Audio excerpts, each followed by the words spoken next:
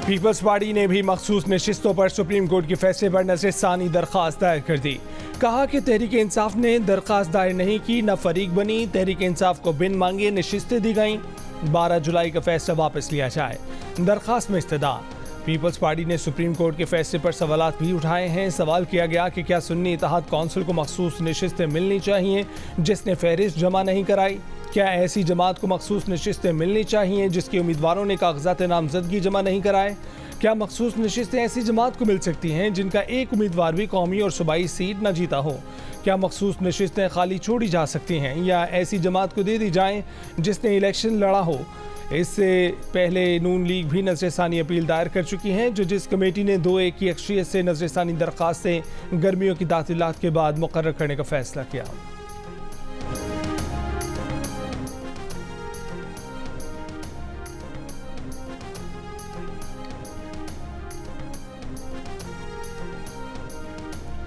तहरीक इंसाफ की पार्लियामेंट के बाहर अलामती भूख हड़ताल, हुकूमत से मुस्ताफ़ी होने और नए इंतखाबात कराने का मुतालबा, जुमे को एहतजाज का ऐलान। चेयरमैन PTI बैरिस्टर गौहर ने कहा कि बानी PTI की रिहाई तक रोज़ाना दोपहर 3 से शाम 7 बजे तक भूख हड़ताल चलेगी। उमर अयूब बोले कि महंगाई ने आवाम का जीना मुश्किल कर दिया। शिबली फराज बोले कि अलामती भूख हड़ताल पूरे मुल्क में फैलेगी। हुकूमत ने आवाम को महंगाई में फेंक दिया है। असद कैसर ने कहा कि हुकूमती इक़दामात मुल्क में अनारकी पैदा कर रहे हैं। उनको गलतफहमी है कि उनकी धमकियों से कोई डर जाएगा। अल्लामा राजा नासिर अब्बास ने कहा कि भूख हड़ताल एहतजाज का एक आईनी और महज़्ज़ब अंदाज है। ये एहतजाज मुल्क को दिवालिया करने वालों के खिलाफ है। उमर अयूब का 7 बजे के बाद भूख हड़ताली कैंप खत्म करने का ऐलान कल फिर लगेगा। वज़ीर आज़म ने मुल्क की बरामदात को $60 अरब सालाना पर पहुँचाने का हदफ दे दिया। बरामद कुनिंदगान के मसाइल को आइंदा 2 हफ्ते में हल करके रिपोर्ट पेश करने की हिदायत। कहा कि वज़ारत तिजारत सरमायाकारी बोर्ड से चीनी बरामदी सनतों की पाकिस्तान मुंतकली से मुतल्लिक ताउन यकीनी बनाए। सनतों को सस्ती बिजली मुहैया करने के लिए जामे मनसूबा तलब। कौमी तरक्की बरामदात बोर्ड के इजलास में वज़ीर आज़म ने अहम हिदायत जारी कर दी। वज़ीर आज़म शहबाज शरीफ ने कहा कि वज़ारत तिजारत बरामदात की इस्तेदाद रखने वाले शोबों के नुमाइंदों से मिलकर तजावीज़ को हतमी शक्ल दे। शिपिंग से मुतल्लिक मसाइल को फौरी हल करके यूरोप और अमरीका पाकिस्तानी सामान की तरसील का दौरानिया कम किया जाए।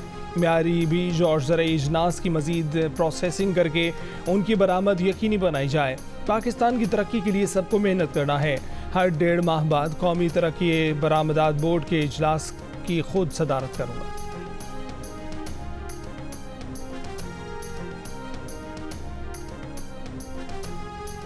वफाकी वज़ीर ख़ज़ाना मोहम्मद औरंगज़ेब ने कहा है कि अगस्त के आखिर में IMF executive board staff level मुआहदे की मंजूरी दे देगा। फाइनेंसिंग कैंप पर मुज़ाकरा स्टाफ लेवल मुआहदे की मंजूरी में रुकावट नहीं बनेंगे। IMF के साथ बैरूनी फाइनेंसिंग गैप पर मुज़ाकरा जारी हैं। जियो न्यूज़ से गुफ्तगू में मोहम्मद औरंगज़ेब ने कहा कि चीन ने मुख्तलिफ फोरम्स पर हमारी मदद की है। दौरा चीन में चीनी हुक्काम के साथ तवानाई के शोबे में इस्लाहात पर बातचीत होगी। वज़ीर आला पंजाब मरीम नवाज ने कहा है कि बिलाखिर 9 मई के मास्टरमाइंड ने मनसूबाबंदी का एतराफ़ कर लिया। वज़ीर आला पंजाब का बानी PTI की जानिब से एहतजाज की कॉल देने के एतराफ़ पर रद्द-ए-अमल। मरीम नवाज ने कहा कि 4 माह टांग पर प्लस्तर बांधे ड्रामे के दौरान 9 मई की मनसूबाबंदी की गई। ज़मान पाक दहशतगर्दों का तरबियती हेडक्वार्टर बना रहा। पेट्रोल बम बनाने और रियासत पर हमले की तरबियत दी जाती रही। ये जमात नहीं, इंतशारी टोला है जिसका मकसद रियासत को नुकसान पहुँचाना है। ये कैसा पुरअमन एहतजाज था जिसमें 200 से ज़ायद फ़ौजी तनसीबात पर हमले हुए। ये वही जमात है जिसने दोस्त ममालिक को पाकिस्तान से दूर किया, जिसने चीनी सदर का दौरा नहीं होने दिया, CPEC और चीन पर बेबुनियाद इल्ज़ामात लगाए। 2014 में पार्लियामेंट, PTV, वज़ीर आज़म हाउस पर हमले किए, पुलिस के सर फाड़े, सुप्रीम कोर्ट की दीवारों पर गंदे कपड़े धोए, डी चौक में कब्रें खोदी। इस शरपसंद इंतशारी टोले के खिलाफ सख्त कार्रवाई मुल्की सलामती और कौमी मफादात का तकाजा है।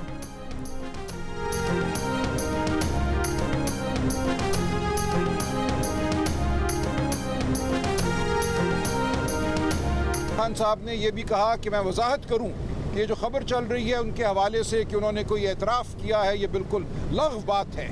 उन्होंने 9 मई के हवाले से किसी बात का कोई एतराफ़ नहीं किया। ये उनका पहले से मौक़िफ़ मौजूद है कि जब 14 मार्च को ज़मान पार्क उनके घर पर हमला हुआ, उसके बाद उन पर हमला किया गया जुडिशल कॉम्प्लेक्स में 18 मार्च को, उसके बाद पार्टी में ये फैसला हुआ कि अगर दोबारा ऐसी हरकत हुई, अगर पुलिस के मामलात में किसी और इदारे ने जिसका ताल्लुक नहीं बनता मुदाखलत की, तो फिर एहतजाज होगा, पुरअमन एहतजाज होगा, और एहतजाज वहाँ होगा जहाँ होना चाहिए, वो GHQ हो या कोई और दफ्तर हो। तहरीक इंसाफ के रहनुमा सलमान अकरम राजा ने कहा है कि बानी PTI की गिरफ्तारी के मामले पर पार्टी की सतह पर यह फैसला हुआ था कि अगर पुलिस के मामले में किसी और इदारे ने मदाखलत की तो फिर एहतजाज वहीं होगा जहां होना चाहिए। अडयाला जेल में बानी PTI से मुलाकात के बाद मीडिया से गुफ्तगू में कहा कि बानी PTI ने वाज़ेह किया है कि 9 मई के हवाले से उन्होंने किसी बात का एतराफ़ नहीं किया। इस मामले पर चलने वाली बातें लग़्व हैं।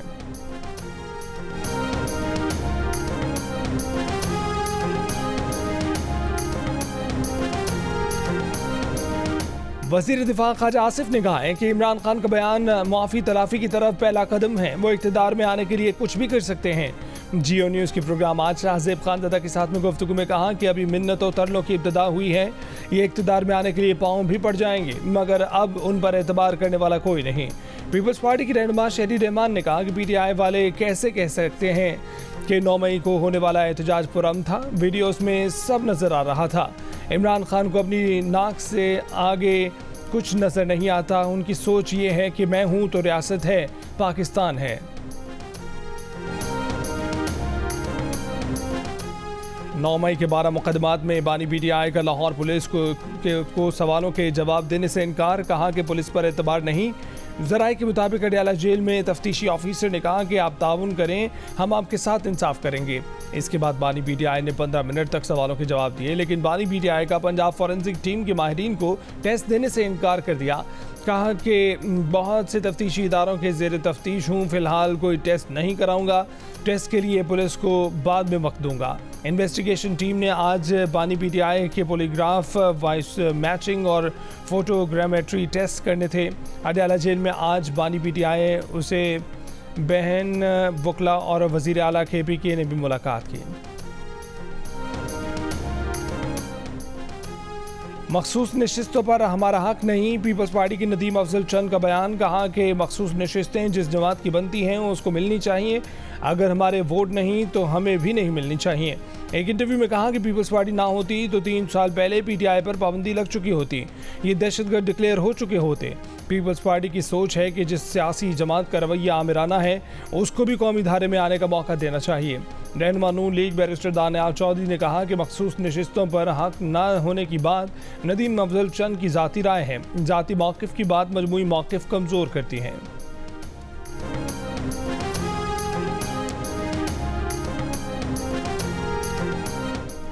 इस्लामाबाद मेट्रोपॉलिटन कॉरपोरेशन ने तहरीक इंसाफ का मरकजी दफ्तर सील कर दिया। नोटिस के मुताबिक इमारत को फायर एंड लाइफ सेफ्टी इंतजाम न होने की वजह से सील किया गया है।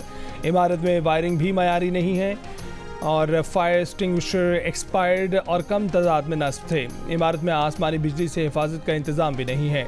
पीर को हिरासत में लिए गए तर्जुमान तहरीक इंसाफ रऊफ हसन को 2 रोज़ा जिस्मानी रिमांड पर FIA की तहवील में दे दिया गया।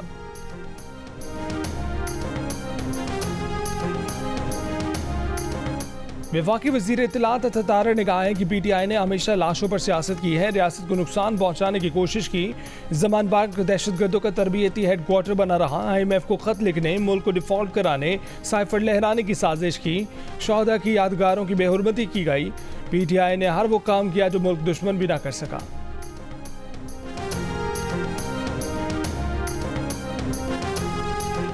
इस्लामाबाद हाई कोर्ट में PTI के मरकजी सेक्रेटेरिएट पर छापा और गिरफ्तारियों के मामले पर समाअत।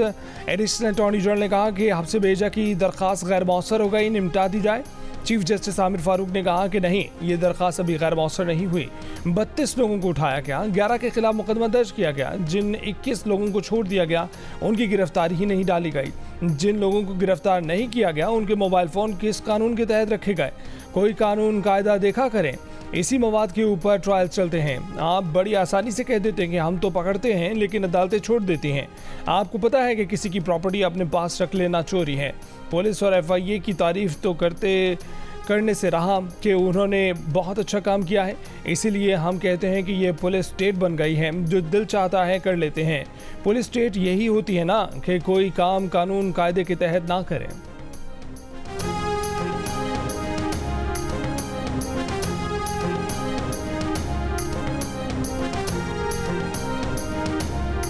बन्नू में पुलिस लाइन के सामने धरना चौथे रोज भी जारी। रुकने असेंबली और सूबाई वजीर पख्तूनख्वा ने कहा है कि वजीर आला अली अमीन गंडापुर ने जिरगे के तमाम मुतालबात तस्लीम कर लिए। वजीर आला खैबर पख्तूनख्वा का जिरगे के मुतालबात सूबाई एपेक्स कमेटी में रखने का फैसला। बन्नू अमन कमेटी ने एपेक्स कमेटी के इजलास में शिरकत के लिए 5 मेंबरान के नाम दे दिए। बन्नू में मुजाहिरीन का एपेक्स कमेटी का इजलास होने तक धरना जारी रखने का ऐलान। मुशीर इत्तलात खैबर पख्तूनख्वा बैरिस्टर सैफ ने कहा है कि सूबाई एपेक्स कमेटी का इजलास जुमेरात को बुलाया जाएगा। वजीर आला जुमे को बन्नू का दौरा करेंगे।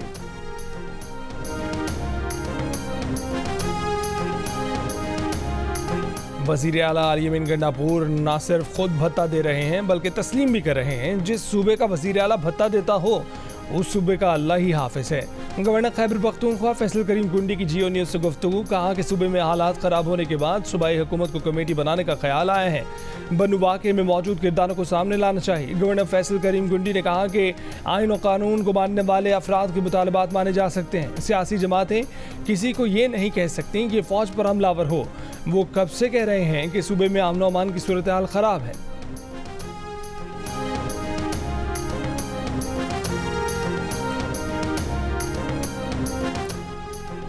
सदर आसिफ अली जरदारी ने क्रिश्चियन मैरिज तरमीमी एक्ट 2024 की तौसीक कर दी। तरमीमी एक्ट में मसीही बिरादरी के मर्द ख़वातीन की शादी के लिए कम अज़ कम उम्र 18 बरस मुकर्रर। तरमीम से पहले मसीही बिरादरी के मर्दों के लिए शादी की उम्र 16 बरस जबकि ख़वातीन के लिए 13 साल मुकर्रर थी। सदर जरदारी ने तकरीब से खिताब में कहा कि वो हुकूमत से पुलिस और दीगर महकमों में अक़लियतों का कोटा बढ़ाने का कहेंगे। मुआशरे में शिद्दत पसंदी और फ़िरका वारियत की कोई गुंजाइश नहीं है। जिस जंग में हमारे हज़ारों बेटे शहीद हुए उस पर सियासत की इजाज़त नहीं देंगे। गवर्नर हाउस में बोहरा जमात के रूहानी पेशवा सैयदना मुफज्जल सैफुद्दीन के एहसास में तकरीब। गवर्नर सिंध ने सैयदना मुफज्जल का इस्तकबाल किया। सैयदना मुफज्जल ने कहा कि गवर्नर सिंध कामरान टिसोरी के फलाही इक़दामात काबिल सताइश हैं। खल्क़ की खिदमत ऐन इबादत है, खल्क़ की खिदमत करते रहें। IT तलबा के लिए 100 लैपटॉप देने का भी ऐलान किया। गवर्नर सिंध ने कहा कि सैयदना मुफज्जल सैफुद्दीन ने पाकिस्तान में इंटरेस्ट फ्री ट्रस्ट शुरू किया है। इस ट्रस्ट में दुनिया भर से लोग पैसे जमा कराएंगे।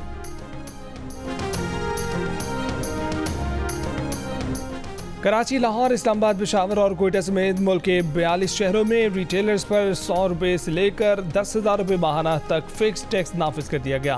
FBR का बाज़ाब्ता नोटिफिकेशन जारी। जंग और दी न्यूज़ में शाया खबर के मुताबिक वज़ीर ख़जाना की मंजूरी से FBR ने ताजिर दोस्त खसूसी रूल्स 2024 का इजरा किया। टैक्स मशीनरी ने दुकानों की मालियत के हिसाब से खुर्दा फरोशों के लिए 100 रुपये से लेकर 10,000 रुपये माहाना फिक्स टैक्स मुकर्रर किया। Federation of Pakistan chamber of commerce and industry का कैपेसिटी पेमेंट्स के खिलाफ सुप्रीम कोर्ट जाने का फैसला। साबिक वफाकी वजीर गौहर इजाज ने कहा है कि पाकिस्तान अरबों रुपए इन कंपनियों को अदा करता है जो बिजली पैदा नहीं करती। सुप्रीम कोर्ट से इस नाकाबिल बर्दाश्त सूरत हाल में मदाखलत की दरख्वास्त करेंगे। महंगी बिजली तमाम पाकिस्तानियों के लिए नाकाबिल बर्दाश्त हो चुकी है। बिजली की ज़्यादा कीमत शहरियों को गरीब कारोबारों को दिवालिया कर रही है।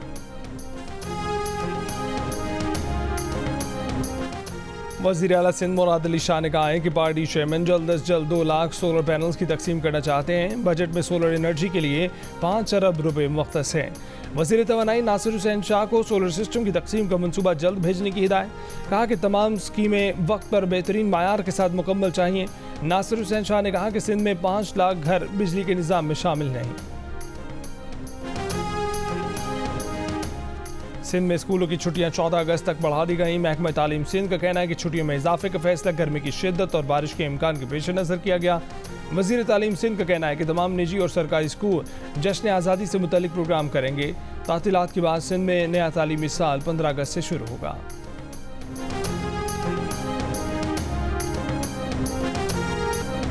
फैसलाबाद में मुलजमान की गिरफ्तारी के लिए SHO सदर का अनोखा अंदाज। मस्जिद के स्पीकर से मुलजमान को ललकारने की वीडियो सामने आ गई। लाउड स्पीकर पर नामुनासिब अल्फाज का इस्तेमाल। बार बार मुलजमान का सामने आकर मुकाबला करने का चैलेंज भी देते रहे।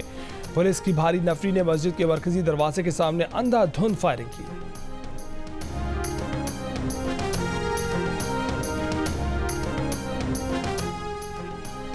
आज़ाद कश्मीर में मुजफ्फराबाद और वादी नीलम के सियाहती मकामात समेत दीगर इज़ला में मुसलधार बारिश। इंतजामिया की सयाहों को मोहताज रहने की हिदायत। खैबर पख्तूनख्वा के जिला करक में तेज़ बारिश रोड सैलाबी रैली की वजह से बंद हो गया। पंजाब के शहरों गुजरावाला गुजरात में बारिश के बाद अहम शाहराहों और गलियों में पानी जमा हो गया। जफरबाल के नवाही इलाके निकी गुजरात में बारिश के बायस नाला में भर गया। पानी ने धान की फसल को अपनी लपेट में ले लिया। दर्जनों देहात का ज़मीनी राब्ता भी मुनक़ता हो गया।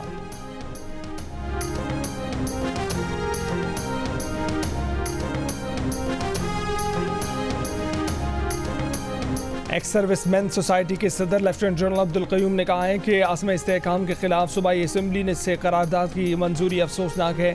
दहशतगर्दी इस मुल्क का बड़ा मसला है और इस वक्त अमली दहशतगर्दी और डिजिटल दहशतगर्दी के दरमियान गठजोड़ है।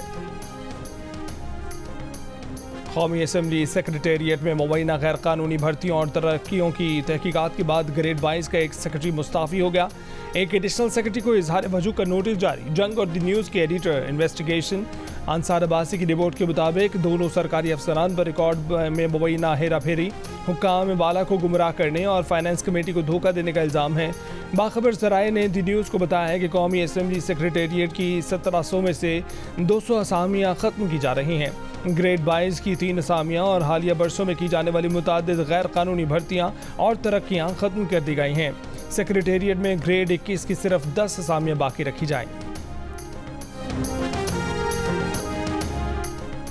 अमरीकी सीक्रेट सर्विस की डायरेक्टर कैम्बरली चैपल मुस्ताफ़ी हो गई। कैम्बरली ने गुज़िश्ता रोज़ कांग्रेस कमेटी में ट्रंप पर कातिलाना हमला रोकने में नाकामी की जिम्मेदारी कबूल की थी। 13 जुलाई को पेंसिल्वेनिया में रैली के दौरान हमले में ट्रंप जख्मी हो गए थे।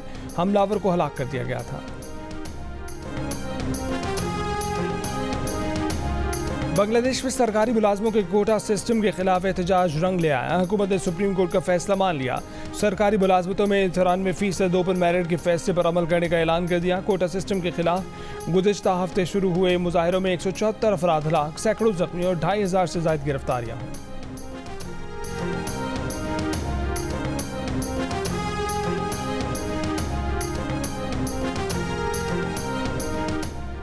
इसराइली फौज ने खान यूनिस में महफूज इलाकों को फ़लस्तीनियों के कत्लगाह बना दिया। वहशियाना बमबारी से 2 रोज़ में 90 से ज़ायद फ़लस्तीनी शहीद। बरीज कैंप पर भी बमबारी, बच्चों समेत 9 फ़लस्तीनी शहीद। वस्ती ग़ज़ा में अक़वाम मुत्तहिदा की गाड़ी पर भी फायरिंग। रफ़ा में फ़लस्तीनी मज़ाहमती ग्रुप के रॉकेट हमलों में कई इसराइली टैंक तबाह हो गए। इसराइली फ़ौज का मगरबी किनारे के तोलकरम पनाहगुज़ीन कैंप पर भी ड्रोन हमला, 7 फ़लस्तीनी शहीद। ग़ज़ा में पोलियो वायरस फैलने का खतरा, नमूने हासिल करने के लिए आलमी इदारा सेहत और अक़वाम मुत्तहिदा की मुश्तरका टीम जुमेरात को ग़ज़ा जाएगी। न्यूयॉर्क में इसराइली वज़ीर आज़म नेतन्याहू के होटल के बाहर फ़लस्तीनियों के हक़ में मुज़ाहरा। मुज़ाहिरीन का ग़ज़ा में जंगी जराइम पर नेतन्याहू को गिरफ्तार करने का मुतालबा। मुज़ाहरे में एक शख्स नेतन्याहू का मास्क पहनकर शरीक। इसराइली वज़ीर आज़म गुज़िश्ता रोज़ अमरीका के दौरे पर पहुँचे हैं, जहाँ वो बुध को कांग्रेस से खिताब और अमरीकी सदर से मुलाकात करेंगे।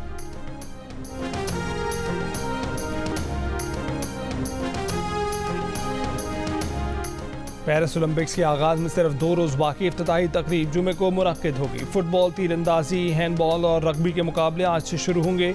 ओलंपिक्स मुकाबले 11 अगस्त तक जारी रहेंगे। और विमेन एशिया कप क्रिकेट में पाकिस्तान ने यूएई को 10 विकेटों से हरा दिया। इवेंट की तारीख में पहली मरतबा किसी टीम की 10 विकेट से फतह। ग्रीन शर्ट्स की सेमीफाइनल तक रसाई यकीनी। भारतीय विमेन टीम ने नेपाल को 82 रन से हराया।